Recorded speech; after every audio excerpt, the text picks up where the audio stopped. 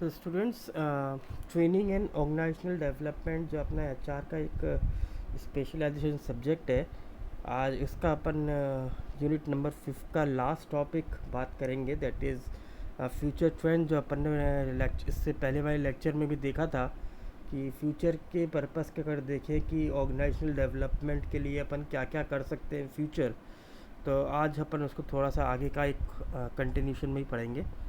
तो फ्यूचर की अगर हम बात करते हैं कि ऑर्गेनाइजेशन डेवलपमेंट के फ्यूचर के कंटेंट के तौर पे, तो हम देखते हैं कि क्या प्रोसेस है एक चेंज को इम्प्लीमेंट करने का इन द ऑर्गेनाइजेशन।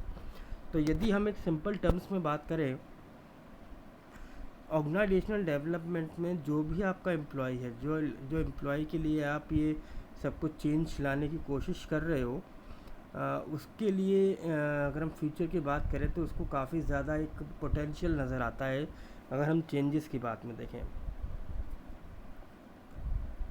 कि जो आपके मैनेजर्स हैं, जो आपके सुपीरियर्स हैं उस एम्प्लॉय के, वो नॉर्मली क्या करते हैं कि वो करंट ट्रेंड को मार्केट में देखते हैं। जो टॉप लेवल मैनेजमेंट होता है वो हमेशा मार्केट के अपकमिंग चेंजेस को बहुत ज़्यादा बारीकी से नज़र रखता है, और उन्हीं के बेसिस पे वो कई बार पॉलिसी मेकिंग को करते हैं, स्ट्रेटेजी मेकिंग को डिसाइड करते हैं।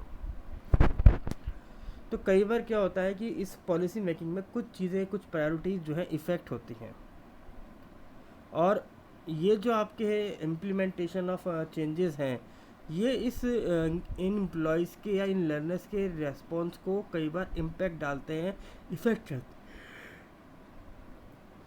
बट इनका अगर पॉजिटिव इफ़ेक्ट आता है तो ये आपकी ऑर्गेनाइजेशन के सक्सेस के लिए तौर पे काम आते हैं। तो हम यहाँ पे बात क्या करना चाह रहे हैं कि जो टॉप लेवल मैनेजमेंट होते हैं, जो अच्छे मैनेजर्स होते हैं, लीडर्स होते हैं, वो अपकमिंग चेंजेस को के बेसिस पे को ध्यान में रखते हुए इस चेंजेस के लिए प्लानिंग बहुत पहले से शुरू कर देते हैं।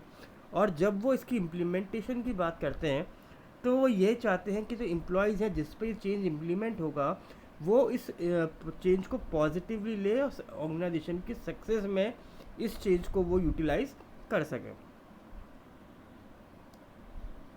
तो 2018 की अगर हम बात करते हैं कि कुछ ऐसे डेवलपमेंट्स थे, जैसे ऐसे कुछ ट्रेंड्स थे जो कि एचआर एक्सपर्ट्स ने काउंट किए थे। तो पहला है हमारा growth of cross functional cross generation teams. देखिए, हम सबको पता है कि कई सारी ऑर्गेनाइजेशंस होती हैं जो कि कोशिश करती हैं कि अगर आपकी ऑर्गेनाइजेशन में different type of cultures of employees हैं, जिनके अलग अलग वैल्यूज़ और बिलीव्स हैं, वो मिलके टीम के तौर पे काम करें। तो वो एक प्रॉपर वर्क में काम ना करें, जितने भी टास्क, जितने भी रेस्पॉन्सिबिलिटीज़ उनको दिए जाएं, वो एक टीम बन के उस टास्क को अचीव करें। तो जब हम क्रॉस फंक्शनल और क्रॉस जनरेशन टीम की बात करते हैं कि वो आपस में कंबाइन होके एक व्यू पॉइंट से एक सिंगल टीम बन के पॉजिटिवली चेंजेस को अडॉप्ट करती है और इनोवेशन पे ध्यान देती है।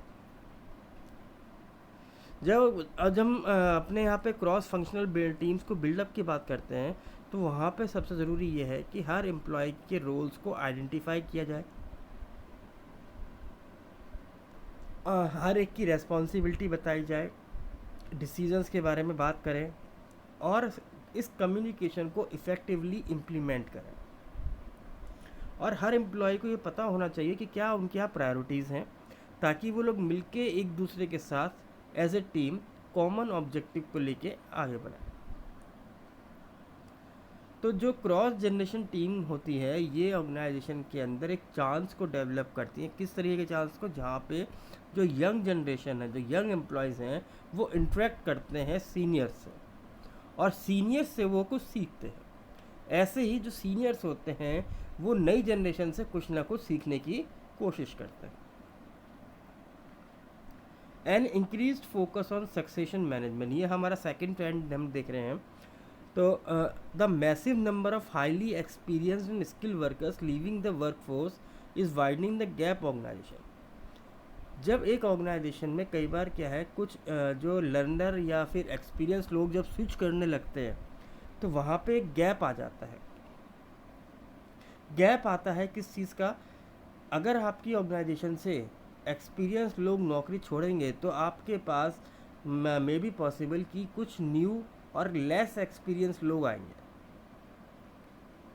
तो आपके पास जो टैलेंटेड पूल लोगों का एक पूल था वो कम होता चला जाएगा।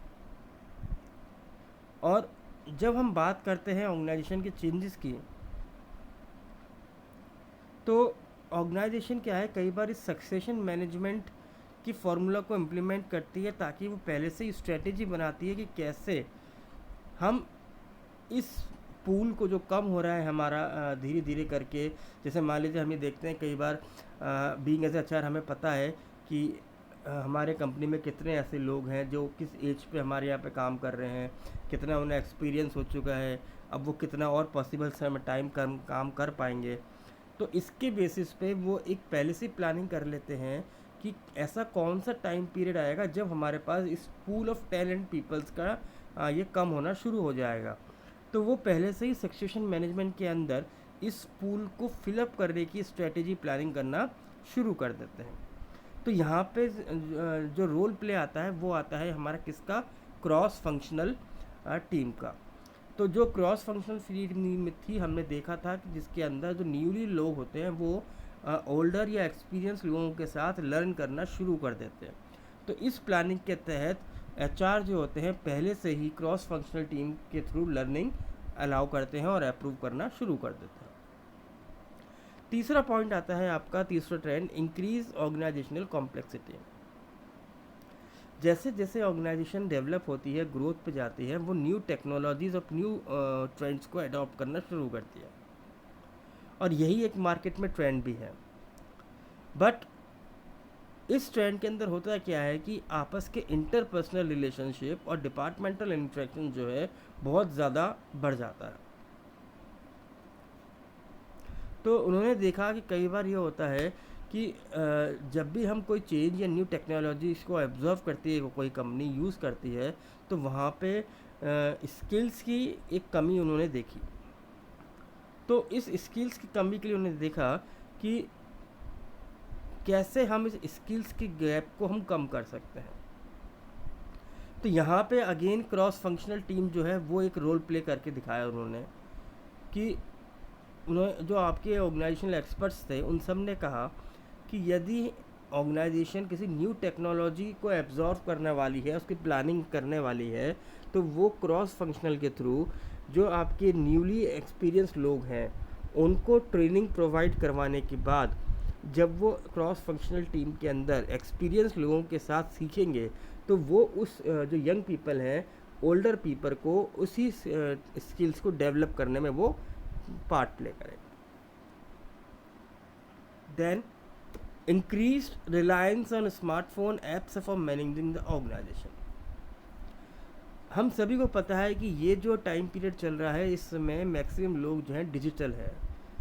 काफ़ी ऐसे लोग हैं जिनके पास स्मार्टफोन्स हैं, टैबलेट्स हैं, और day by day in applications के अंदर न्यू एप्लीकेशंस का डेवलपमेंट होना, न्यू एप्लीकेशंस का अपग्रेडेशन होना, तो ये बिज़नेस के पॉइंट ऑफ व्यू से भी देखा जाए तो एक बहुत ज़्यादा अपॉर्चुनिटी के पॉइंट ऑफ व्यू नज़र आता है। तो collaboration and productivity applications abound on app enabled devices which give the organization a slew of options for managing the activities. आज through टेक्नोलॉजी और एप्लीकेशंस एचआर जो है एक साथ कई मल्टीपल लोगों को ट्रेन कर सकते हैं, उनको मॉनिटर कर सकते हैं, उनको लर्न करा सकते हैं। जैसे हमने वर्चुअल टीम के बारे में पढ़ा था, ज्योग्राफिकली जो मौजूद नहीं है एक लोकेशन पे, पर डिफरेंट लोकेशन को थ्रू जूम, थ्रू स्काइप हम एक साथ ऑर्गेनाइज कर सकते हैं।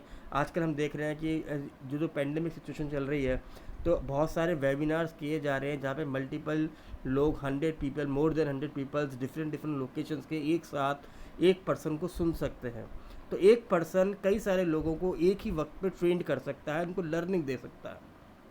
तो ये भी एचआर जो है आजकल इसको एज ए ट्रेंड यूज़ कर रहे हैं थ्रू लर्निंग। तो इसका हम अगर एग्जांपल की बात करते हैं, team collaboration apps can be useful for communicating the enhancing both organisation wide and sub system. तो एचआर जो होते हैं या ऑर्गेनाइजेशन जो होती हैं, इस टीम कोलैबोरेशन ऐप को भी किस तरह से यूज़ कर सकती है वो हम देखते हैं। इसके अलावा हम ये भी देखेंगे कि ये जो ऐप्स होते हैं ये कैसे डेटास को कलेक्ट करते हैं, प्रोग्रेस को देखते हैं और चेंजेस के लिए आने वाले टाइम के लिए प्लानिंग करते हैं। तो हम एक डायग्राम देख रहे हैं, हम देख रहे हैं कि हम देख रहे हैं कुछ ट्रेंड्स और उनके फ्यूचर इफ़ेक्ट्स। अगर हम इकोनॉमी की बात करें, हम देख रहे हैं कि more embedded in the organisation operations. आज आपका जो आसपास का सराउंडेड एरिया है, अगर हम कॉम्पिटिटिव वर्ल्ड में देखें, आजकल के युग में देखें, हम देख रहे हैं कि बहुत सारी ऐसी एम्बेडेड टेक्नोलॉजी मार्केट में आ गई, एप्लीकेशंस मार्केट में अवेलेबल हैं जो आपकी काम को, आपके चेंजेस को बहुत इजीली इम्प्लीमेंट और एग्जीक्यूट करने के लिए यूज़फुल आ रहे हैं।